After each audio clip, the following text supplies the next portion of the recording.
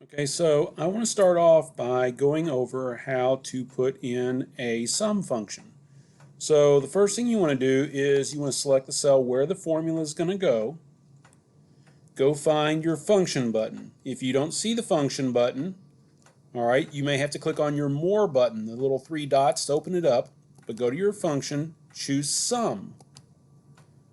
Once the sum function is in there, you just want to select the cells that you're going to add. So I'm just clicking and dragging. All right.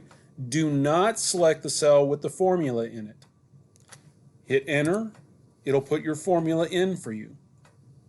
That's how you do the sum function. Now you're going to want to copy that formula to the other cells to the right because you would use the sum function for these also. This is called a fill handle, the little blue square. I just move my mouse over it, click, drag into the other cells, and then I let go. And that copies the formula over for me.